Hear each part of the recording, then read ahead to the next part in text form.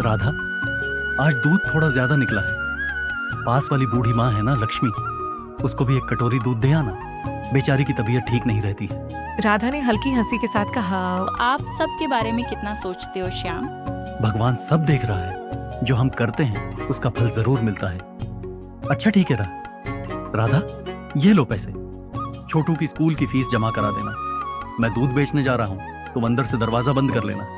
यह कहकर श्याम अपनी भैंस का दूध लेकर गांव में निकल पड़ा। दूध ले लो, दूध ताजा ताजा गाढ़ा दूध, बूढ़े बच्चे सब पियो, सेहत बनाओ। चाची, उसकी आवाज सुनकर गांव वाले अपने अपने बर्तन लेकर बाहर आ गए। एक चाची बोली, श्याम बेटा, तेरे दूध से मेरा बच्चा दिन भर मस्त रहता है। कितना गाढ़ा दूध है। चाची, भैंस ही मेरी दौलत है, जो वो देती है वही मैं लाता हूँ, ना एक बूंद पानी ना मिलावट। एक और औरत बोली, श्याम, मुझे भी 1 किलो दूध दे देना। गर्मी आ गई है, दही जमाना है। श्याम ने अफसोस से कहा, माफ कीजिए भाभी जी, दूध तो खत्म हो गया, मैं शाम को दे जाऊंगा। एक काका बोले, श्याम बेटा, तू एक और भैंस क्यों नहीं खरीद लेता? हमें खाली हाथ लौटना अच्छा नहीं लगता। आप ठीक कहते हैं काका, मैं भी यही सोच रहा था।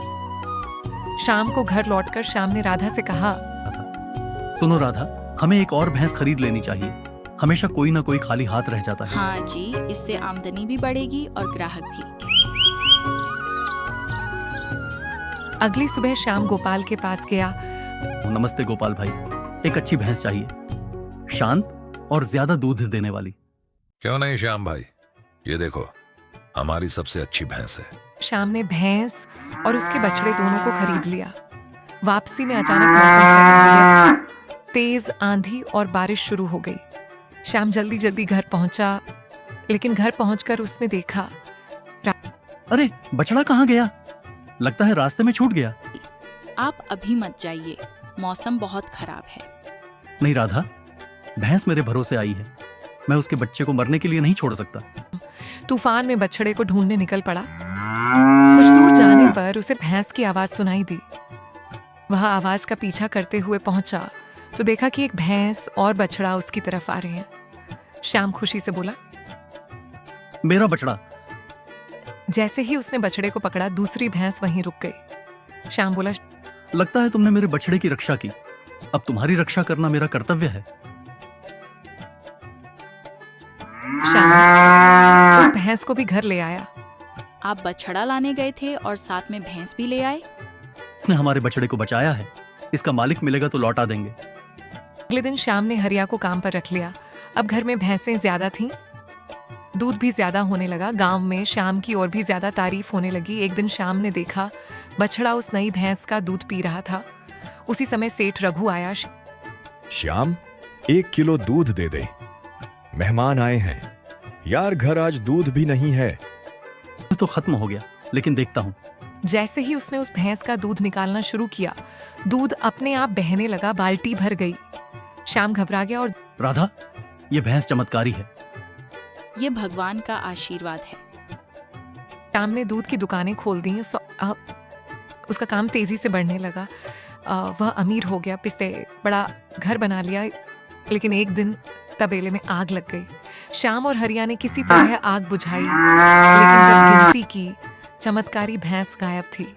श्याम दुखी हो गया, आज दुकानें बंद कर दी। भैंस को ढूंढने निकल पड़ा, लेकिन वह नहीं मिली। अगले दिन एक बूढ़ी अम्मा आई। क्या हुआ बेटा? बहुत भी परेशान। भैंस खो गई। चिंता मत कर, वो लौट आएगी श्याम। उस रात शाम को सपना आया। कोहरे में उसकी भैंस आ रही थी, गले में घंटी बज रही थी। जैसे ही उसने छूना चाहा, नींद खुल गई। अब और सामने भैंस सच में बैठी थी। एक रात चोर भैंस चुराने आया। भैंस जोर जोर से चिल्लाने लगी। श्याम दौड़ कर आया तो चोर भाग गया। श्याम को शक हुआ। हरिया, सच सच बताओ।